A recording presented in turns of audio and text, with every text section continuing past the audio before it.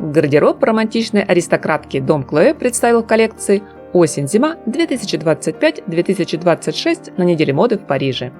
Медленно, но верно, креативный директор Чимена Камалис сегодня продолжает выводить бренд в топы самых желанных и продаваемых.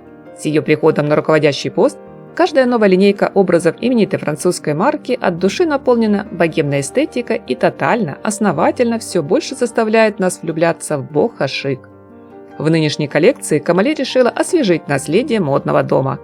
Здесь снова чувствуются хиповые 70-е и маскулинные 80-е, тот период, когда брендом управлял Карл Лагерфельд. А также заметны хиты конца 90-х и смелые, неоднозначные нулевые, когда у руля стояла Стелла Маккартни и сменившая ее после Фиби Файло. Продолжая свое путешествие по архивам, начало которому было положено еще 3 сезона назад, Чимена, что похвально, не остается в прошлом. Напротив, она дарит новую жизнь культовым изделиям Клоэ, представляя нам романтику стиля бохо с современным дерзким акцентом.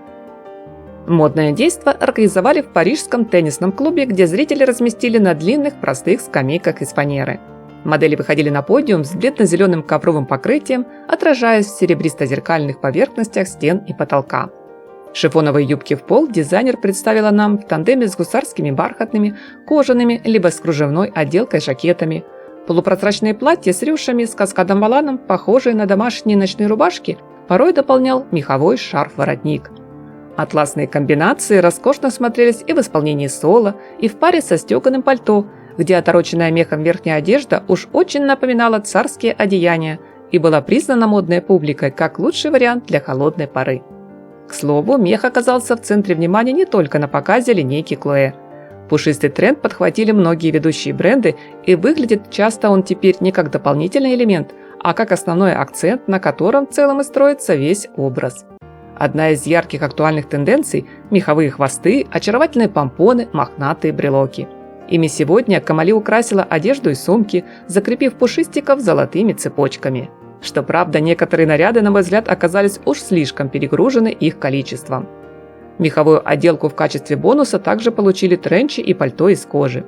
В гардеробе на осенне-зимний сезон они отлично рифмовались с топами в белевом стиле, с кожаными брюками либо с джинсами на заниженной талии и с аккуратным по низу брючиной разрезом. Еще одна выразительная деталь в модном гардеробе бренда – плечистые викторианские блузы, которые сразу же напомнили нам, что в резюме у Чимены есть строчка о работе в Сен-Лоран под начальством Энтони Ваккарелло. На подиуме эти чувственные, женственные вещи появились во второй части показа, ближе к финалу.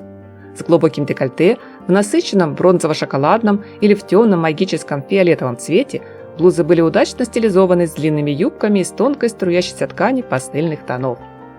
Не меньший фурор произвели модели с пышными рукавами, с воротником-бантом, которые превосходно смотрелись как с макси, так и с черными мини. Тем более в паре с эффектным широким ремнем с массивными пряжками, что очень даже похоже на стиль эпохи 80-х.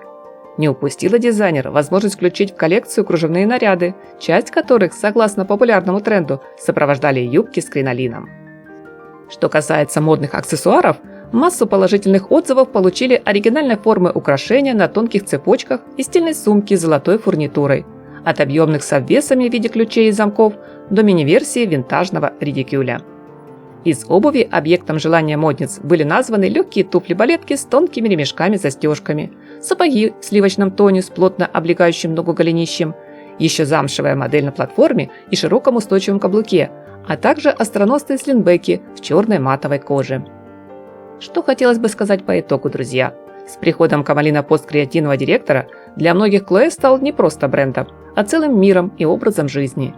Удивительным образом дизайнер всколыхнула дремавшую в нас любовь к популярному в прошлом стилю бохо. Коллекция получилась роскошной и по-настоящему парижской. Красивая и чувственная мода, сделанная женщиной для женщин. И я надеюсь, друзья, она заслужила на поставленный лайк. С интересом жду ваше мнение, мои дорогие зрители, в комментариях. Приятного просмотра, всем красоты, добра, позитива и теплого, солнечного настроения.